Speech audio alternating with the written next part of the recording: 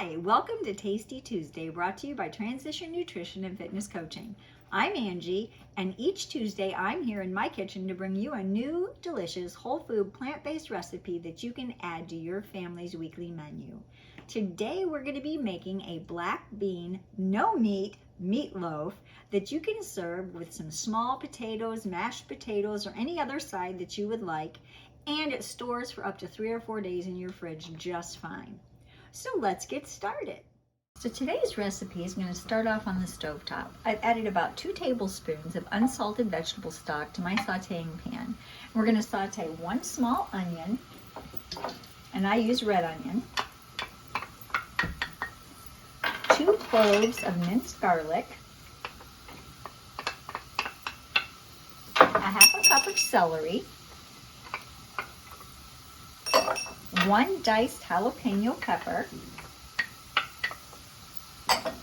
about a half a cup to a cup of orange bell pepper, and about a half a cup of finely shredded carrots.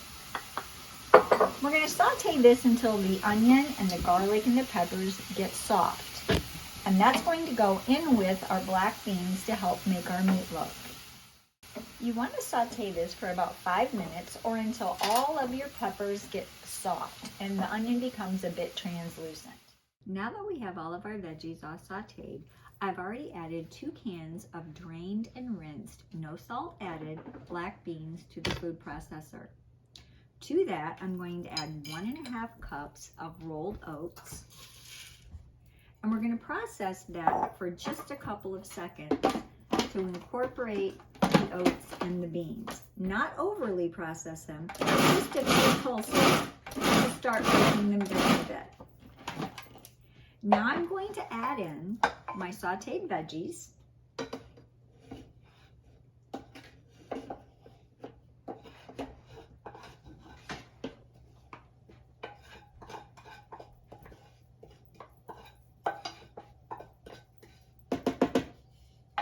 Along with 1 tablespoon of liquid aminos, 1 teaspoon of steak seasoning, 1 teaspoon of cumin, 1 teaspoon of smoked paprika,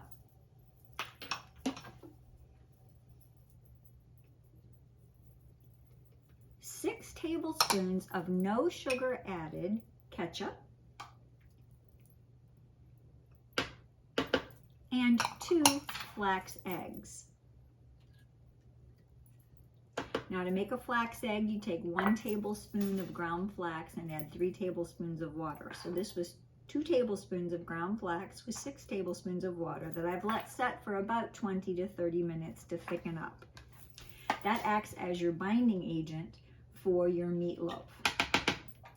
Now we're going to process them together, not a lot, but enough to make it look like a meatloaf consistency.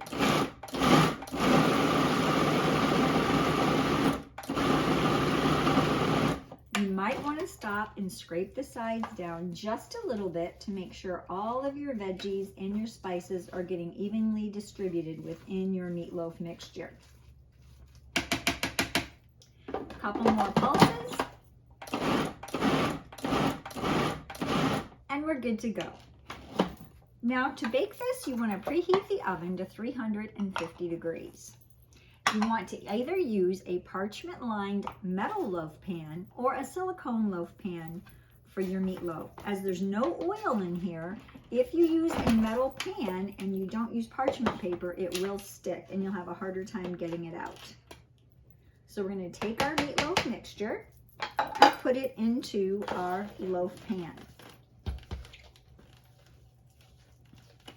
While the meatloaf is cooking, we're going to make the sauce that we're going to add to the top at about the 20-minute mark. As you can see, this has the coloring and the texture of a traditional ground beef meatloaf. And we're going to put it in the pan and get it into the oven. Now I like to flatten it out and make sure that it's all filled in nice and full. Some of the loaf pans that are silicone come with reinforced sides. Those are nice. Mine, this one doesn't have reinforced sides, so I have to make sure that I kind of don't push it or push it too hard down in it, or it will make it mush out on the sides. So we're ready to pop our meatloaf into the oven. Now we're ready to make our topping that we'll put on at about the 20 to 25 minute mark on top of our meatloaf. I have a half a cup of no sugar added ketchup, 3 ounces of tomato paste, 100% natural tomato paste, 1.5 teaspoons of dried mustard, and about 1 tablespoon of molasses. Now here is where personal preference is going to play a little bit of a key. Depending on how sweet you like your topping for your meatloaf, you may want to add a little bit of date sugar or some other sweetener. I'm not real keen on a super sweet meatloaf sauce, but that's just a personal preference choice. So after you mix it up, taste it. If it's not quite sweet enough for you, you can add a little bit of date paste or a little bit of date sugar to make your topping as sweet as you would like it for your meatloaf.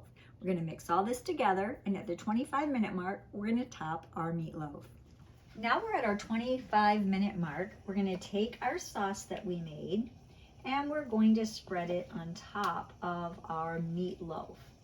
Then we're going to continue baking it for another 20 to 25 minutes until the top is nice and set and firm. Hi, thanks for tuning in today. Here is our delicious meatloaf and a side of our petite potato salad from episode 23, which pairs perfectly for a nice summer meal. Or in the winter, add some nice warm mashed potatoes and you've got another delicious entree. I hope you enjoyed today's recipe, and please remember to hit that thumbs up button. It really helps us out, and hit that subscribe button so you make sure you don't miss any of our upcoming videos. Also, you might see a brief survey online that you can fill out, and I'd appreciate your feedback.